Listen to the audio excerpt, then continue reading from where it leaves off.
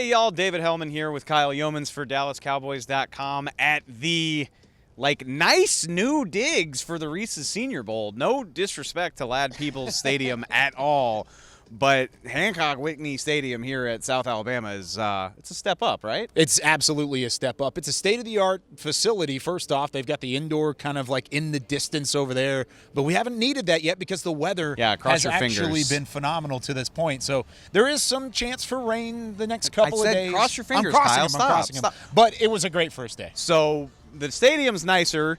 Still a 100-yard football field. Yeah, it is. 2 practices here. First day of the Senior Bowl.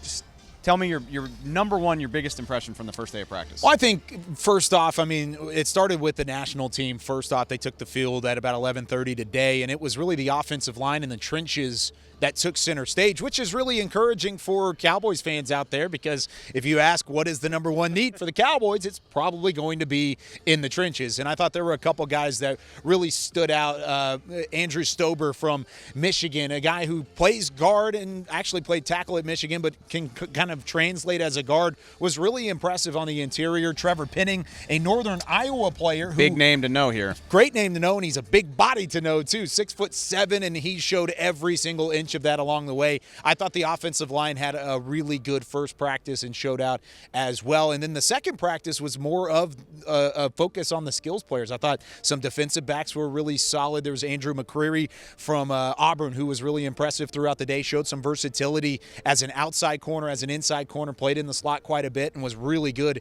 in coverage. And then the quarterbacks, Malik Willis had a really good first practice, first day. Really athletic out player. of Liberty, super athletic, showed off the arm, threw a ball to SMU's Mays over the top of him on the back shoulder of the pylon, really made a great grab there. So it was different feel for both practices. Trenches early on, skills positions for the American team. Well, that's the fun thing about these practices is there's 2 different NFL coaching staffs leading them. So I had my eye out for Dan Campbell in the second half. I didn't see him doing anything too crazy, but it is interesting to see the way these staffs lead these practices. Yeah, and the first practice was very physical, and I guess that was probably why the offensive and defensive line took center stage for that. But really into the second practice, it was more of a lighter install, more of a heady football IQ sort of practice, and you got to see a lot of the linebackers kind of show their ability to read the run, go up against some guys. FIU's Devontae Price was very impressive and made a couple of really nice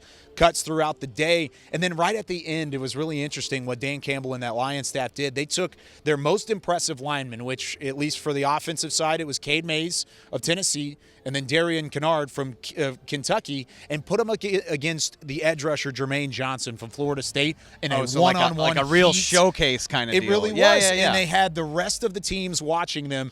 The first rep went to Jermaine Johnson, and the Florida State edge rusher kind of actually flattened Kennard, but Kennard kind of gathered himself up, went back at it, and won the next 2 reps. So the rest of the defense then had to do push-ups to end practice. That's some real Dan Campbell stuff. That's right exactly there. what you would expect from the Lions coaching. All right, staff. one last one before we go. I'm going to put you on the spot a little bit.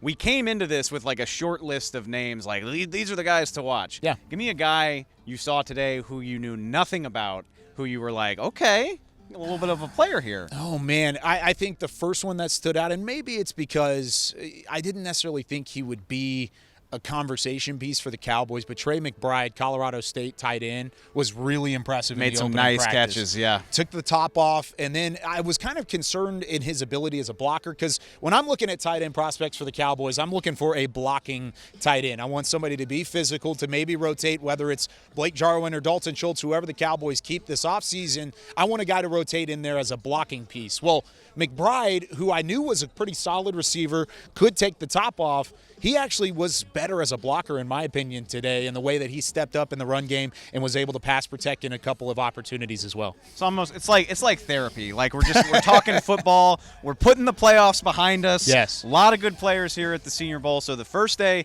is in the books. We'll be back with plenty more content this week. For Kyle Youmans, I'm David Helman. Thanks for watching.